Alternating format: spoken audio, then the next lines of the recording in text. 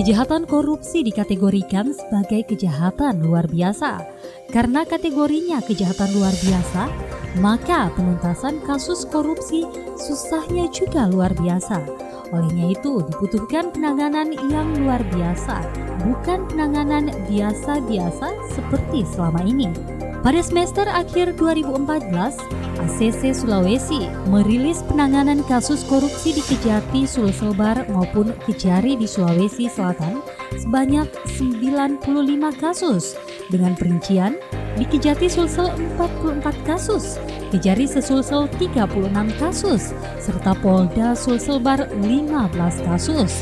Kondisi ini ternyata tidak berubah hingga bulan Agustus 2015. Bukannya kasus-kasus mandek tersebut dituntaskan, namun kasus-kasus mandek tersebut malah bertambah banyak. Kasus mandek yang diluncurkan pada tahun 2014 lalu sebagian besar masih terinput untuk catatan semester awal tahun 2015. Hal ini tentunya menggambarkan bahwa kepedulian aparat penegak hukum untuk penuntasan kasus korupsi tersebut sepertinya mengalami jalan buntu. Beberapa kasus korupsi berskala besar yang masih mandek dirilis ACC, diantaranya kasus logistik KPU Sulsel, kasus bansos sidrap, kasus korupsi gas di Wajo, kasus Alkes Pindrang, kasus Bandara Bulukunyi Toraja, kasus Rumah Sakit Labuang Baji, serta masih banyak kasus-kasus lain yang tidak kalah pentingnya. Sudah menjadi rahasia umum bahwa aparat penegak hukum kadang melanggengkan praktek korupsi sehingga menjadi suatu sistem yang buruk dalam penegakan hukum. Bahkan karena sudah melembaganya korupsi di lingkungan aparat penegak hukum itu sendiri, hingga akhirnya timbul suatu idiom bahwa bagaimana bisa menyapu lantai yang kotor kalau sapunya saja juga kotor. Kini saatnya aparat penegak hukum harusnya bertindak lebih cepat agar kasus-kasus korupsi yang mandek tersebut dapat segera terselesaikan dan membuktikan kinerjanya kepada masyarakat.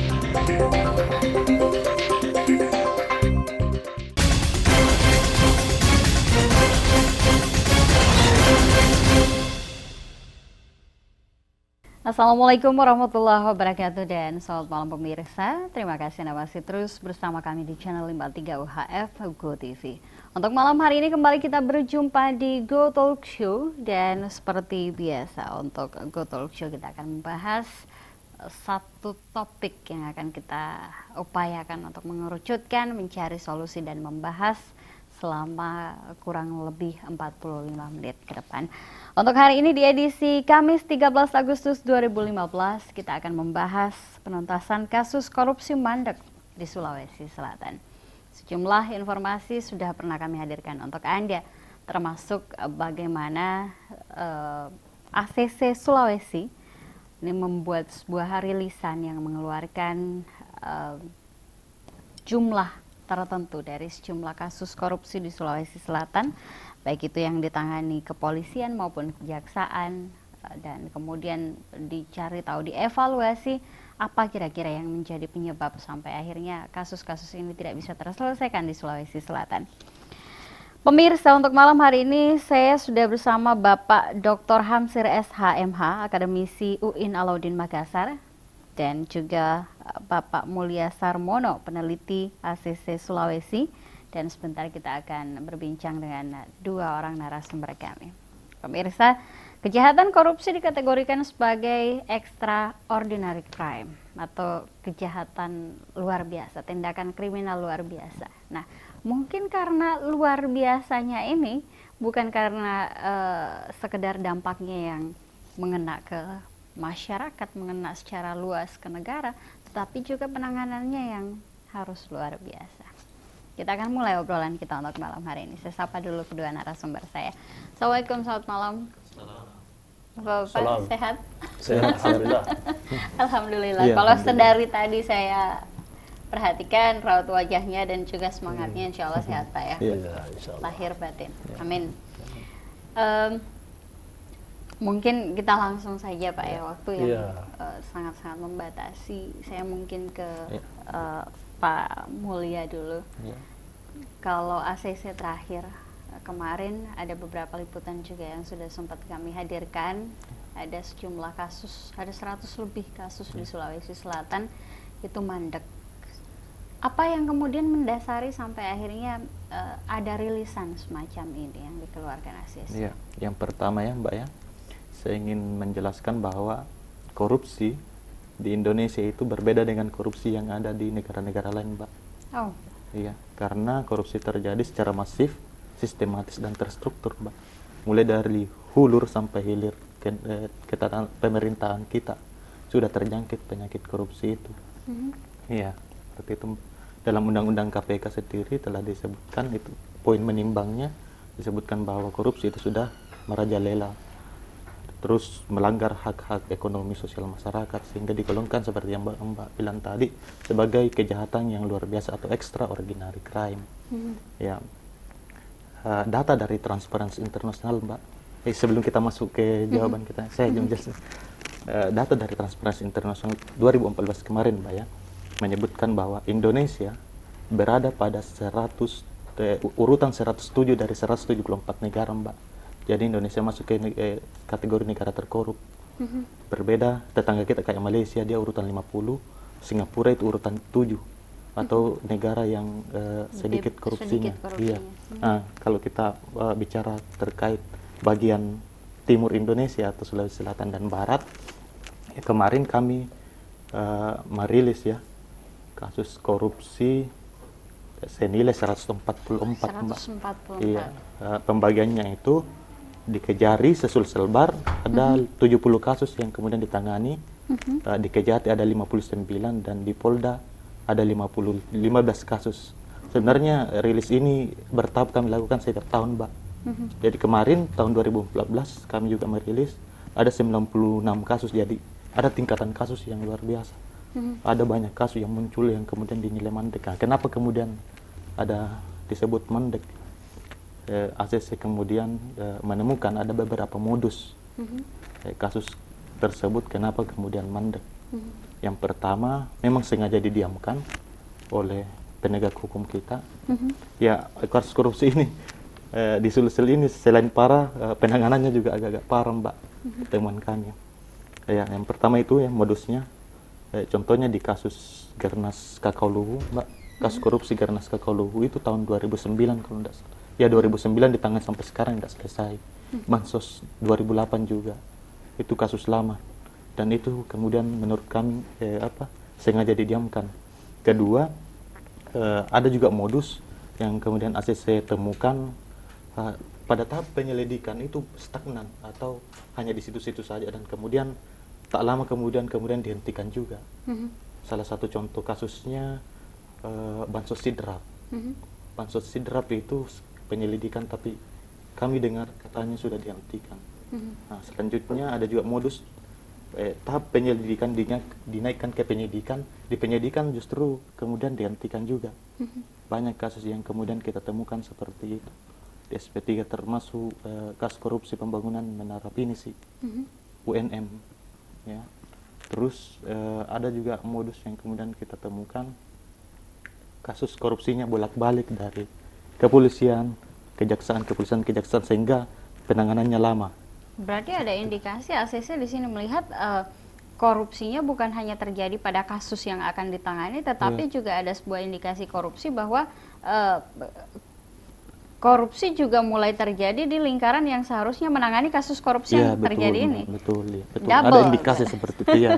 Jadi selain korupsinya ada juga modus penegak hukumnya yang melakukan permainan. Korupsi. Kita tahan dulu. Oh iya.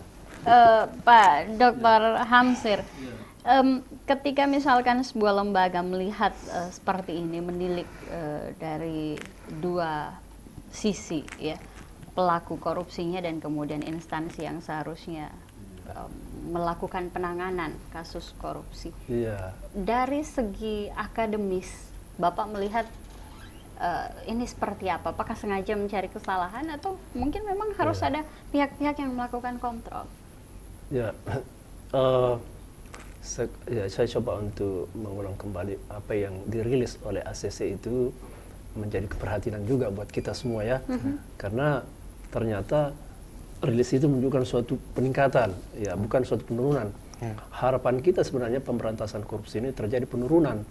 Jadi rilis ini ya tentu sah-sah saja sebagai suatu informasi tentang perilaku korupsi yang sampai saat ini beberapa kasus-kasus mandek. Lalu kemudian pertanyaan kedua tadi Mbak tanyakan kepada kami bahwa bagaimana kira-kira secara akademisi melihat itu. Di dalam hukum, dalam undang-undang sendiri sudah mengatakan bahwa siapapun bisa dapat terlibat sebagai pelaku korupsi, siapapun, apakah dia kelembagaan penegak hukum ataupun bukan. Katakanlah yang selama ini tentu yang di Tenggarai banyak melakukan tindakan korupsi adalah lembaga-lembaga yang wajar biasa terjadi adalah lembaga-lembaga institusi non hukum kan. Ya, tapi kenyataannya boleh-boleh saja terjadi itu, dan itu sebenarnya kalau terjadi seperti itu lembaga hukum yang sepatutnya seharusnya setidak-tidaknya ya terlalu naif kalau saya mengatakan bahwa lembaga hukumlah yang sebenarnya terlibat korup dalam menangani perkara-perkara korup. Boleh jadi ada suatu barangkali miskomunikasi atau suatu informasi yang sepatutnya lembaga-lembaga hukum, lembaga penegakan hukum selalu bekerja sama dengan para NGO, masyarakat, atau lembaga-lembaga media untuk juga merilis juga ya, sejauh mana kasus-kasus terjadi, mengapa terjadi, mengapa mandek, mengapa tidak berlanjut ke tingkat penyelidikan, mengapa tidak berlanjut ke tingkat penuntutan. Itu seharusnya sebagai lembaga-lembaga hukum, katakanlah lembaga penegakan hukum, kejaksaan, kepolisian, itu patut juga balik untuk menginfokan lewat media kan. Jadi kerjasama dengan media, kerjasama dengan NGO, masyarakat untuk menginfokan itu bahwa jadi kalau selama ini berdiam diri menjadikan kita masyarakat ya katakanlah menjadi apa? Suuzon. Ya, suuzon bahasanya ya kan menjadi ya apa benar apa yang dirilis oleh ACC ini benar adanya karena tidak ada pengembalian jawaban terhadap ini. Ya, ataukah ini juga menjadikan kita menjadi masyarakat menjadi pesimis terhadap penegakan pemberantasan korupsi ini. Ya, kalau di Tenggarai sebagai suatu yang seharusnya sudah jelas-jelas dinyatakan oleh para akademisi, para ahli bahwa korupsi itu merupakan kejahatan yang sangat luar biasa dan harus seperti apa Mbak katakan tadi harus juga diberantas dengan cara-cara yang luar biasa. Cara-cara yang luar biasa itu ya tentu melibatkan banyak pihak dan kerja keras dalam bentuk kerja keras itu tentu setelah kerja keras para penegak hukum ini juga setelah kerja keras harus menginfokan kembali hasil kerja kerasnya itu seperti apa. Jangan sampai kita susun seperti saya kira seperti itu. Pak Muli ya, biasanya akademisi memang melihatnya lebih ilmiah gitu ya. Bahwa terlalu naif katanya ketika misalkan kita mengatakan bahwa lembaga penegak hukum di Sulawesi Selatan karena kasus mandeknya kemudian tiba-tiba dicap bahwa mereka melakukan perilaku korup ya. Tetapi tadi Pak mengatakan bahwa ini sebenarnya tidak akan terjadi andaikan andaikan mereka memberikan informasi balik kenapa mandek seperti itu, kenapa mandek dan sampai batas mana sekarang untuk perjalanan kasus tersebut seperti itu. Masyarakat hanya butuh informasi jawaban. Nah, tapi kalau dari pihak ACC sendiri ini langsung menjas bahwa ternyata kasus-kasus yang berjalan di Sulawesi Selatan ada jaksa-jaksa yang kemudian menjadikan ATM berjalan untuk kasus itu dan secara terang-terangan menerima suap, melakukan pemerasan. Berani mempertanggungjawabkan ACC dengan rilis yang pertama itu? Rilis kami itu kami melakukan riset untuk kemudian sebelum melakukan rilis. Jadi setiap tahun 2 kali setahun itu kita merilis kasus.